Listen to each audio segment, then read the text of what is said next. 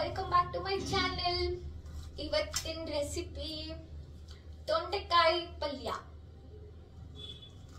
ತೊಂಡೆಕಾಯಿ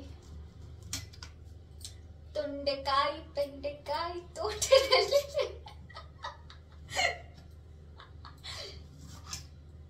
ತುಂಬಾ ವರ್ಷ ಆದ್ಮೇಲೆ ತೊಂಡೆಕಾಯಿ ಪಲ್ಯ ಟ್ರೈ ಮಾಡ್ತಾ ಇದ್ದೀನಿ, ಫಸ್ಟ್ ಟೈಮ್. ಅಂಡ್ ನಾನು ಚಿಕ್ಕ ವಯಸ್ಸಲ್ಲಿ ನಮ್ಮ ಅಮ್ಮನ ಜೊತೆ ಅಡಿಕೆಗೆ ಹೋಗ್ಬೇಕಾದ್ರೆ, ಅಂಗಡಿಗೆ ಹೋಗ್ಬೇಕಾದ್ರೆ, ಚಿಕ್ಕ ವಯಸ್ಸಲ್ಲಿ ಅಂಗಡಿಗೆ ಹೋಗ್ಬೇಕಾದ್ರೆ ನಮ್ಮ ಅಮ್ಮನ ಜೊತೆ ಅಲ್ಲಿ ಇಟ್ಟಿರ್ತಾ ಇದ್ರು ತೊಂಡೆಕಾಯಿ ಸೈಡ್ ಅಲ್ಲಿ. ಹಂಗೆ ಎತ್ಕೊಂಡು ನಾನು ನನ್ನ ತಮ್ಮ ಹಂಗೆ ಹಸಿದೆ ತಿನ್ಕೊಂಡ್ಬಿಡ್ತಾ ಇದ್ವಿ ತಾನೆ. ಹಂಗೆ ಎತ್ಕೊಂಡು ತಿನ್ಬಿಡ್ತಾ ಇದ್ವಿ. ಅವಾಗ ಈ ತರ ಪಲ್ಯ ಎಲ್ಲ ನಮ್ಮಲ್ಲಿ ಏನು ಮಾಡ್ತಾ ಇರ್ಲಿಲ್ಲ. ನೋಡೋಣ ಅಂತ ತಗೊಂಡ್ ಬಂದೀನಿ, ಟ್ರೈ ಮಾಡೋಣ ಅಂತ. ತುಂಬಾ ವರ್ಷ ಆಯ್ತು ತೊಂಡೆಕಾಯಿ ತಿಂದು. ಹೇಗೆ ಟೇಸ್ಟ್ ಅನ್ನೋದು ಮರ್ತೋಗಿದೆ ನಂಗೆ, ಹೇಗಿರುತ್ತೆ ಟೇಸ್ಟ್ ತೊಂಡೆಕಾಯ್ದು ಅಂತ. ಟೇಸ್ಟ್ ಮಾಡಿ ನೋಡೋಣ. ಮಾಡ್ತಾ ಇದ್ದಾರೆ ತಿನ್ನೋದ್ಬಿಟ್ಟು. ಸೇಮ್ ಸೌತೆಕಾಯಿ ತಿಂತೀವಲ್ಲ ಅದೇ ತರಾನೇ ಇರುತ್ತೆ. ಅದಕ್ಕೆ ಚಿಕ್ಕ ವಯಸ್ಸಲ್ಲಿ ನಾನು ನನ್ನ ತಮ್ಮ ಹಂಗೆ ಕದ್ದು ತಿಂದ್ಬಿಡ್ತಾ ಇದೀವಿ ಅನ್ಸುತ್ತೆ. ಏನಿಲ್ಲ, ನಮ್ಮಮ್ಮ ತೊಂಡೆಕಾಯಿ ಕಟ್ ಮಾಡ್ತಾ ಇದ್ದಾರೆ. ಇಲ್ಲಿ ನಿಮ್ಗೆ ಕಾಣಿಸ್ತಾ ಇಲ್ಲ, ಇಲ್ಲಿ ಬಿಸಿನೀರಿಗೆ ಇಟ್ಟಿದ್ದೀನಿ.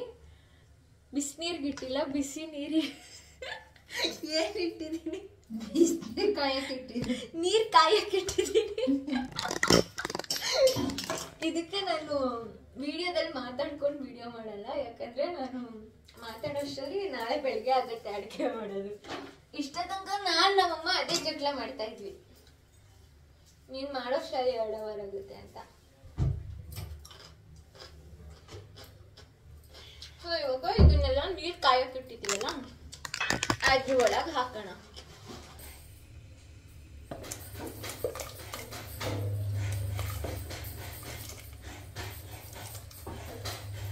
ಇದೊಂದು ಅರ್ಧ kg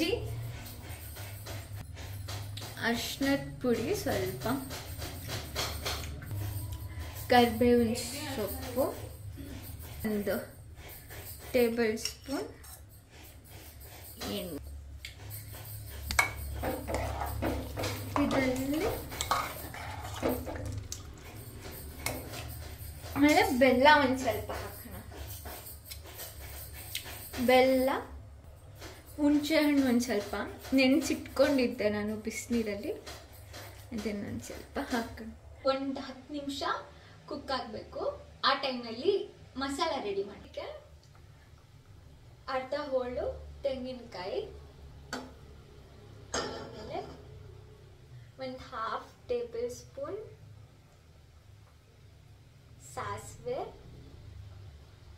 ಆಮೇಲೆ ಜೀರಿಗೆ 1 ಸ್ಪೂನು, ಆಮೇಲೆ ಇದು ಬ್ಯಾಡ್ಗೆ ಏನೋ ಒಂದು ಮೆಣಸಿನ್ಕಾಯಿ, ಬ್ಯಾಡ್ಗೆ ಮೆಣಸಿನ್ಕಾಯಿ, ಬ್ಯಾಡ್ಗೆ ಮೆಣಸಿನ್ಕಾಯಿ, ಆಮೇಲೆ ಬೆಲ್ಲ,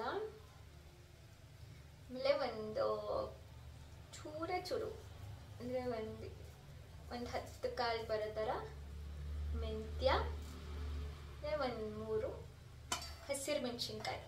ನಾನು ತಗೊಂಡಿರೋದು ಅರ್ಧ kg ತೊಂಡೆಕಾಯಿಗೆ ಇಷ್ಟು ಮಸಾಲ. ಸೊ ಕ್ವಿಕ್ಕಾಗಿ ರುಬ್ಕೊಂಡು ಬರೋಣ.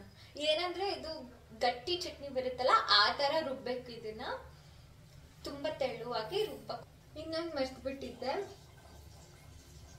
ಹುಣಸೆ ಹಣ್ಣಿನ ರಸ.